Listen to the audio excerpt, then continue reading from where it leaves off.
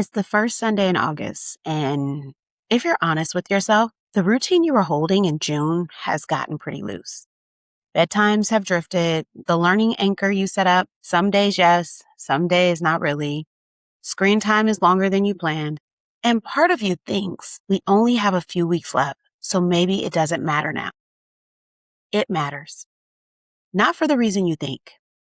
Here's what I want to talk about today. The R in the RAISE scholar framework is regulation before rigor.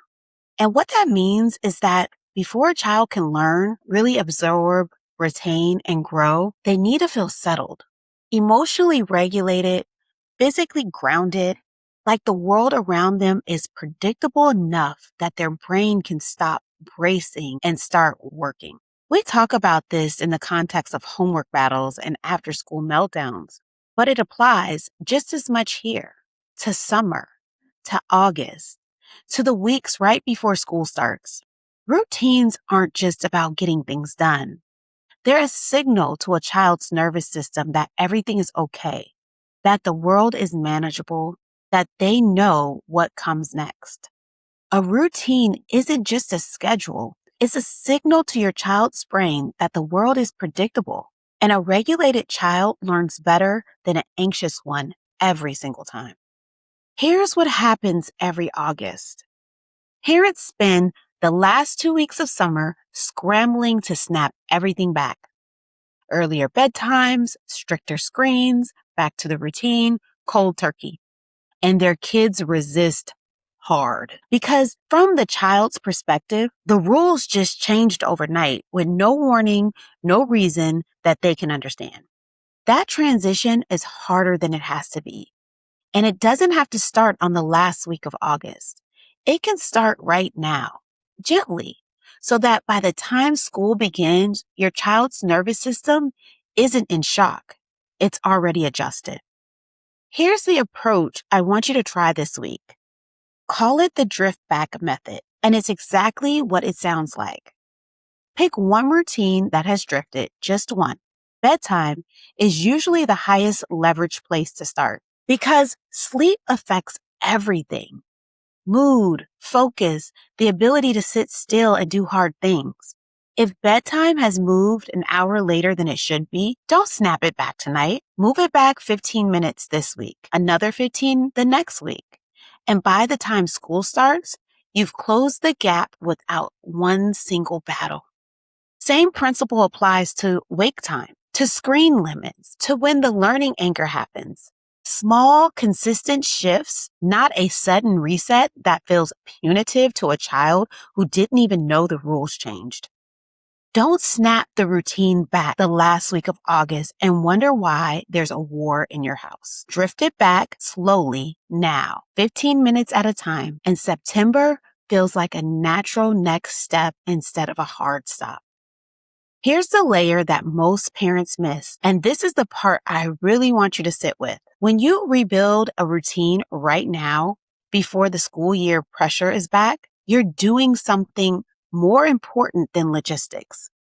You're giving a child a felt experience of stability, of a parent who sets the container calmly and holds it with no drama. That felt experience is what your child will draw onto in October when homework gets harder and the emotions run high.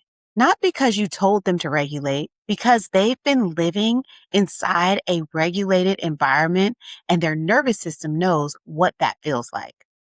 The routine is the lesson. You don't have to teach it. You just have to hold it. And for the parents whose kids are transitioning either from elementary to middle school or changing a new school or maybe having a new teacher, this matters even more. Transitions are hard on children in ways they can't always name.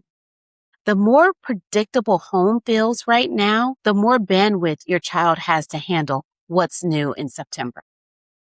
You're building their capacity for change by keeping home steady. That's not small. That's everything.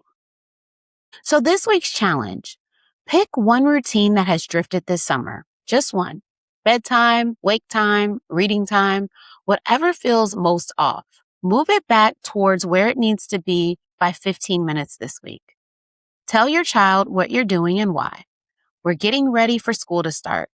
We're going to shift bedtime a little earlier this week. That's it. No drama, just the drift back beginning.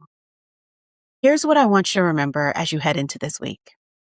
Your child does not need a perfect summer. They do not need a perfectly executed routine. They need a parent who keeps coming back to the structure calmly, without shame about what has slipped, and without waiting for the right moment to start again. The right moment is always right now. We're 4 weeks from September, and in September, 2 things I have been building all year are finally opening. The Personal Independence Roadmap, which gives you a clear picture of exactly where your child is and what they need next, and the Raising Scholars Circle, a community where we'll go deeper than any podcast episode can. They both open in September. Both are available to founding members first at a founding rate that won't come around again. If you're not on the wait list yet, get on it this week at raisingscholarspodcast.com. You don't want to miss this. I'm Jacquie Langworthy. See you next Sunday. And we are almost to back to school. Let's make sure you're ready.